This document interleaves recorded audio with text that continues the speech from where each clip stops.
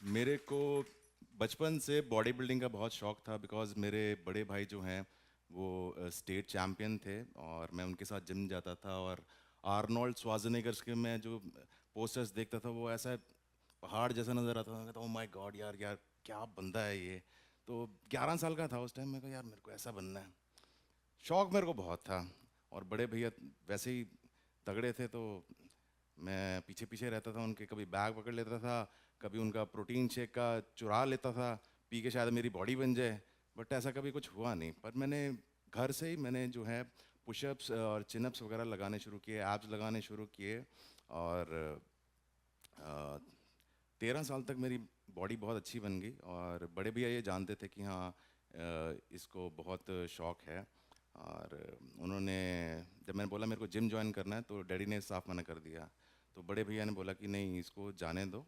तो नहीं, कहते ये बच्चा, इसको चोट लग जाएगी, जिम में कुछ वेट्स वगैरह गिर जाएंगे इसके ऊपर। तो मैंने बहुत ज़िद करी, फिर भैया ने सपोर्ट किया, मॉम ने सपोर्ट किया। तो जिम के लिए मुझे उस टाइम पे एक लोकल सा जिम था जिसकी फ़ीस थी 100 रुपीज़ बस। और डैडी ने मेरे को बोला बेटा ये आखिरी दे रहा हूँ तेरे को, और बस एक महीना जाओ और उसके बाद में घर में बैठो। तो डैडी को पता नहीं था कि मेरा पैशन कितना है बॉडी बिल्डिंग को लेके। तो मैंने किया अच्छे से जिम, वहाँ के कोच अच्छे थे। तो उन्होंने देखा मुझे कि हाँ इसमें टैलेंट है। तो उन्होंने मेरे को जॉब ऑफ़र करी 1 महीने बाद जब मेरी फ़ीस ख़त्म हो गई। कहते आप यहाँ पे एज अ ग्राउंड ट्रेनर आप कर सकते हो। तो मैं तो बहुत खुश हो गया। उस टाइम पे मेरे को 1000 रुपीज़ मिलते थे। सवेरे शाम मैं जाता था, ग्राउंड ट्रेनिंग देता था और साथ साथ मैं अपना वर्कआउट कर लेता था। फिर कुछ महीने बाद कंपटीशन हुआ मिस्टर गोल्डन का।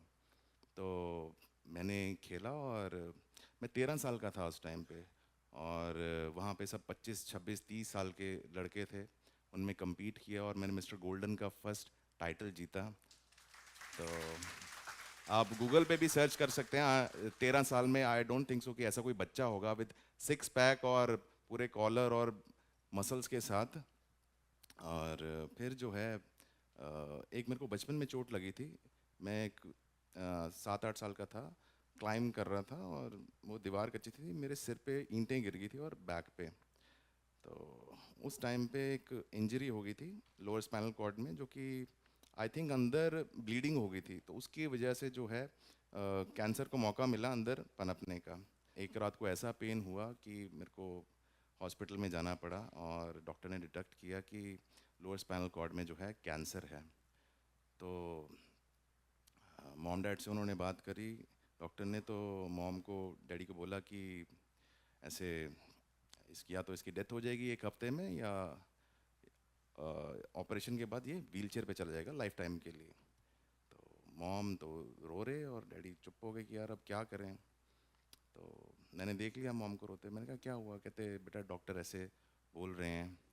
तो मैंने कहा तो क्या हो गया? तो वो कहते कैसे तू व्हील चेयर पे चला जाएगा? मैं कहा सो व्हाट? तो मैंने कहा do you believe in Jesus?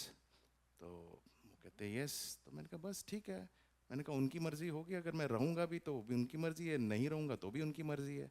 तो भगवान पे आप भरोसा कीजिए और आप साइन कीजिए पेपर्स पे, कंटिन्यू कीजिए जो भी प्रोसीजर है। तो ऑपरेशन हुआ तो आधी से ज़्यादा बॉडी जो है वो डेड हो गई थी।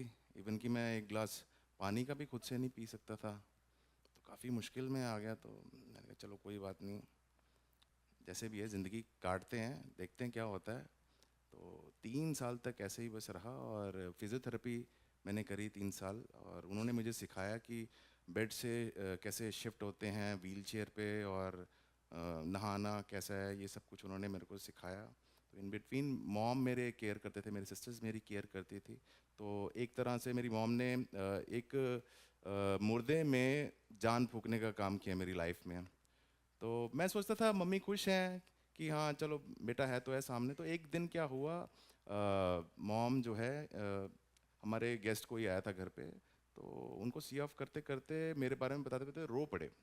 तो मेरे को बहुत पिंच हुआ। मैं कहा नहीं नहीं, मेरे को ऐसे नहीं बैठना, मेरे को कुछ ना कुछ तो करना है, चाहे छोटा मोटा ही करूँ, मुझे कुछ ना कुछ करना है, अपनी मॉम को प्राउड दिलाना है मेरे को। तो करते करते मेरा एक स्टूडेंट था अमित गिल।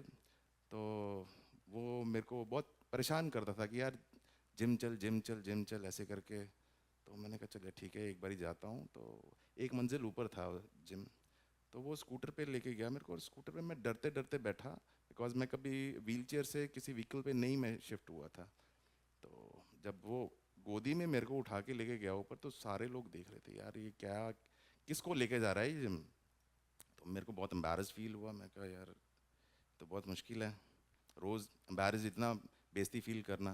पर जब मैं जिम के अंदर मैंने एंटर किया, और वो जब लोहे की प्लेटों की आवाज़ होती ना, तो वो लोहे की आवाज़ मेरे कानों में पड़ी, मैं ओ माय गॉड, मेरे को दिस इज़ हेवन, कि ये मेरे को चीज़ मिल गई जो मेरे को चाहिए थी लाइफ में। तो मैंने उसको बोला, मैंने कहा यार तू प्लीज़ मेरे को रोज़ ले जा। कहता मैं तो यही चाहता हूँ।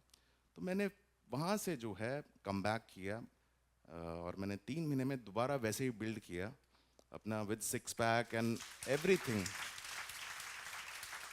तो मेरे बड़े भैया के कोच थे जो कि नेशनल जज थे वो बॉडी बिल्डिंग में। तो मैं उनके पास गया, तो मैंने उनको बोला सर देखो बॉडी ऐसी है, कहते पंपिंग करो। पहले उनका बहुत बड़ा जिम था, तो टॉप नॉच जिम था वहाँ का। तो कहते हैं कि पंपिंग करो आप, तो देखते हैं फिर क्या दिखाएंगे आप बॉडी। तो मैंने पंपिंग करी अच्छी से।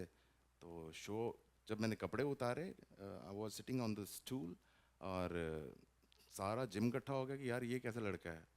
तो कुछ लोग गलत बातें कर रहे थे मेरे बारे में, कुछ लोग अप्रिशिएट कर रहे थे। तो मैंने सिर्फ अपने कोच पे ही जो है फोकस रखा। मैंने कहा सर देखिए, कहते कोई बात नहीं, 3 महीने में एक कंपटीशन है, आप उसकी तैयारी कीजिए। तो मैंने तैयारी में लग गया मैं। तो मैंने कहा सर मैं आपके इसमें तैयारी कर सकता हूँ जिम में, क्योंकि वो उस टाइम पे बहुत टॉप नॉच जिम था और मेरे पास पैसे नहीं थे उसकी फ़ीस देने के लिए। तो वो कहते हैं हाँ आप कीजिए यहाँ पे। तो मैंने किया कंटिन्यू फिर। और अब घर की बात आई, तो हाँ जी बेटा व्हीलचेयर पे बैठ के बॉडी बिल्डिंग कर रहा है ना, तो ये थोड़ा सा अजीब सा लगता है। तो भैया कहते चल ठीक है करने दे। तो अ, फिर जाना था ट्रैवलिंग के लिए, पैसे चाहिए थे। तो मैंने भैया को बोला पैसे चाहिए, तो उन्होंने साफ मना कर दिया। हालांकि थे उनके पास पैसे। तो दीदी ने मेरे को हेल्प किया मेरी। तो जब मैं चला गया तो दीदी को बोलते, कहते तेरे को पता है, कहते उसको स्टेज पे भी नहीं चढ़ने देंगे, वो उसको बेइज्जती करके वहाँ से उसको निकाल देंगे। तो वो कहते, दीदी बोलते उसका दिल था ना जाने का, तो कहते बस उसको जाने दे, उसके दिल की करने दे उसको। और जब मैं गया वहाँ पर और मैंने नॉर्मल बॉडी बिल्डर्स के साथ compete किया, और मेरे को इतना अप्रिसिएशन मिला, जजेस का प्यार मिला, मेरे को जनता का प्यार मिला, और मेरे को इतनी बड़ी एक ट्रॉफ़ी मिली और काफ़ी कैश मिला। और जब मैं घर पे आया तो मेरे मॉम और मेरे sister, they was screaming like anything.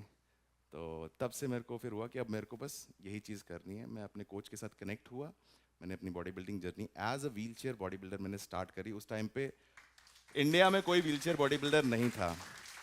तो मैंने नॉर्मल बॉडी बिल्डर्स के साथ मैंने compete करना शुरू किया, डिफरेंट टेबल बॉडी बिल्डर्स के साथ compete करना शुरू किया। पहले पंजाब कवर किया, उसके बाद नॉर्थ इंडिया, और फिर मैंने इंडिया 4 बार मिस्टर इंडिया बना मैं, और 13 बार मिस्टर पंजाब बना, 12 बार मिस्टर नॉर्थ इंडिया। ऐसे बहुत से टाइटल मैंने जीत लिए थे। तो मैं सोचने लगा यार ये तो काफ़ी कॉस्टली हो रहा है, डाइट खा रहा हूँ, ट्रैवलिंग कर रहा हूँ इधर डैडी के पैसे पे, तो ये ठीक नहीं लग रहा मेरे को।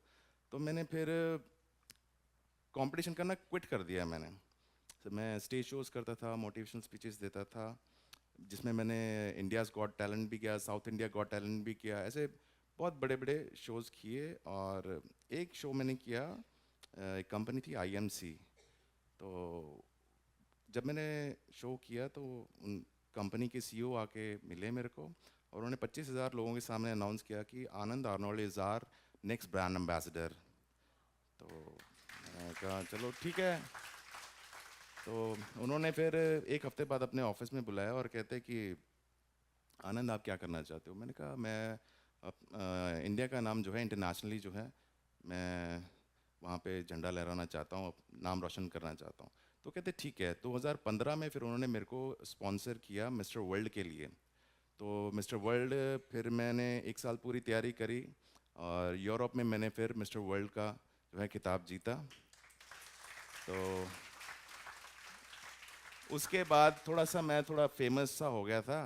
तो फिर क्या हुआ कि मेरे को बड़े बड़े ब्रांड्स मिलने लग गए, मूवी में काम मिला, और डायरेक्टर्स मिलने आते थे। तो ऐसा करके काम स्टार्ट हो गया। तो फिर एड्स भी मैंने करी, कोलगेट का ब्रांड एम्बेसडर रहा मैं 2 साल, और प्रोटीन ब्रांड्स ने मुझे साइन किया इंटरनेशनली। फिर 2018 आया तो मैंने फिर मिस्टर ओलंपिया की तैयारी करी।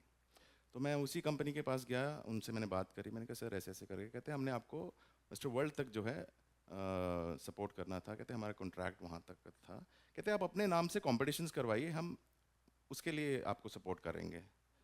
तो मैंने उनको एक ही बात बोली, मैंने कहा सर अगर इंडियन क्रिकेट टीम एक बार ही वर्ल्ड कप जीत जाए तो क्या वो दोबारा क्रिकेट खेलना छोड़ देगी क्या? तो मैंने कहा मेरे को खेलना है, बस इंडिया के लिए खेलना है। तो मैंने एक लोन लिया, और मेरे मैनेजर हैं सर मोहम्मद ताहिर, उन्होंने मेरे को सारा मेरा पेपर वर्क किया और मेरे को अमेरिका तक जो है पहुंचाया। और 2018 में मैंने, जो कि ओलंपिया जो है वो बॉडी बिल्डिंग का लास्ट स्टेज है, उससे ऊपर बॉडी बिल्डिंग नहीं होती, जहाँ पे रॉनी कॉलमैन, आर्नोल्ड श्वार्ज़नेगर, ली हनी, ये बड़े बड़े जो हैं बॉडी बिल्डर्स वहाँ पे परफॉर्म करते हैं।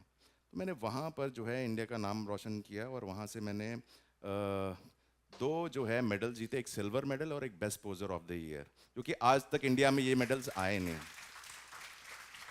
और फिर कोलंबस ओहायो, वहाँ पर भी मैंने इंडिया का नाम रोशन किया, और देन यहाँ पर कनाडा में, और अभी तक जो है जर्नी चल रही है।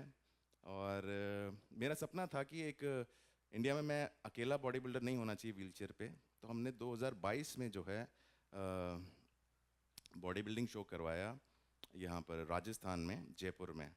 तो वहाँ पर हमने आनंद आर्नोल्ड क्लासिक के नाम से एक शो करवाया, जिसके स्पॉन्सर्स थे बाबाज करके। तो उनकी मदद से हमने वो शो ऑर्गेनाइज़ किया, और वहाँ पे फर्स्ट प्रायोरिटी जो है हमने इंडियन व्हीलचेयर एथलीट्स को दी।